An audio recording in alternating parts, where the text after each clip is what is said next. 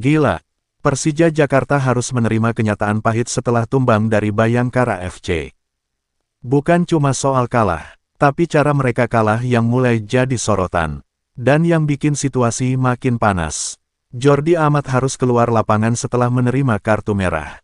Ini jelas pukulan telak buat Persija. Karena kehilangan pemain penting di tengah pertandingan. Bisa mengubah jalannya laga secara drastis. Banyak fans mulai bertanya-tanya, apa yang sebenarnya terjadi dengan Persija? Tim yang diharapkan tampil konsisten, justru mulai menunjukkan tanda-tanda inkonsistensi. Apalagi kekalahan ini datang di momen penting. Di saat Persija sedang berusaha bersaing di papan atas Liga 1. Dan kartu merah Jordi Amat, ini bukan sekadar pelanggaran biasa, tapi bisa berdampak besar ke pertandingan selanjutnya. Karena, Persija bisa kehilangan dia di laga penting berikutnya. Lini belakang bisa jadi lebih rapuh. Tekanan ke tim makin besar. Dan disinilah mulai muncul spekulasi panas. Apakah ini tanda bahwa Persija mulai goyah? Atau hanya kesalahan sesaat yang bisa segera diperbaiki? Karena di Liga 1, satu kekalahan bisa mengubah segalanya. Dan satu kartu merah, bisa jadi awal dari masalah yang lebih besar. Sekarang semua mata tertuju pada Persija. Apakah mereka bisa bangkit di laga berikutnya? Atau justru tekanan ini akan membuat mereka semakin terpuruk? Satu hal yang pasti, situasi di Persija saat ini sedang tidak baik-baik saja. Menurut kalian, apakah Persija masih layak bersaing di papan atas? Dan kalau kita lihat lebih dalam lagi, kekalahan Persija Jakarta dari Bayangkara FC ini bukan cuma soal hasil akhir. Tapi soal mental permainan, di saat tim sedang butuh fokus dan ketenangan. Justru muncul momen yang merugikan seperti kartu merah. Dan ini yang mulai jadi kekhawatiran besar para fans. Karena tim besar, seharusnya bisa menjaga emosi di laga penting. Tapi yang terjadi justru sebaliknya. Dan sekarang pertanyaannya semakin besar. Apakah Persija benar-benar siap bersaing di papan atas? Atau justru masih punya masalah yang belum terselesaikan? Apalagi ke depan, jadwal pertandingan tidak akan mudah. Tanpa kehadiran Jordi Amat di laga berikutnya, lini belakang Persija bisa jadi celah yang sangat berbahaya. Dan lawan-lawan mereka, pasti sudah mulai membaca kelemahan ini. Ini yang bikin situasi makin tegang. Karena di Liga 1, tim yang tidak konsisten, akan langsung tergeser.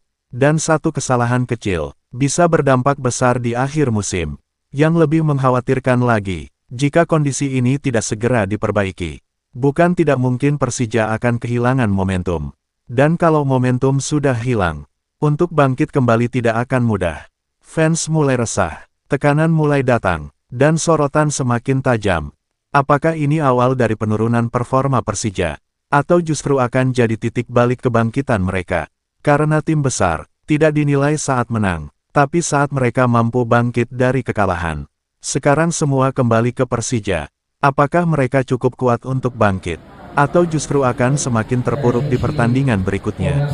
Dan satu hal yang pasti, Liga 1 musim ini akan semakin panas dari yang kita bayangkan. Kita tahu di mana kita dapat ruangan untuk kita bisa sampai di lawan-lawan. Kita bisa cetak gol. Tem mais uma ou duas oportunidades de finalizar na baliza do adversário. Kita punya dua kesempatan untuk bisa finishing di lawan-lawan. E aí, o que era para dar ânimo a gente, Itu yang harus kasih kita motivasi. acaba trazendo um desânimo. Di bawah kita tidak terjadi. A gente estranhamente para de jogar, Jadi kita berhenti begitulah main. começa a dar espaços na nossa linha defensiva que não era para ter dado. Mulai kasih kesempatan di dalam defensif kita itu mungkin ruangan buat mereka. Até tomar um gol, uma bola disputada dentro da área. Sampai kita dibobolan itu satu bola duel di dalam kotak penalti. E depois, segundo tempo, Dan di babak kedua, eu não tenho muito o que falar porque o jogo ficou completamente condicionado pela expulsão do jogador. jadi kita nggak bisa bicara lagi karena ada kartu merah buat kita dan di situ kita mulai bermasalah. Ficou muito difícil jogar com a menos. Jadi susah kita main tanpa satu bermain lagi. Alguns jogadores ainda não tinham a sua melhor forma. Jadi beberapa pemain itu tidak ada dengan performance terbaik. E a gente com a menos ficou muito difícil. Jadi kita kurang satu pemain itu jadi susah buat kita. Mas segundo tempo a gente lutou, tentou, Tapi di babak kedua kita coba, kita sudah berusaha keras. mas com o jogador a menos ficou quase impossível de conseguir o resultado. Tapi dengan satu pemain berkurang itu jadi susah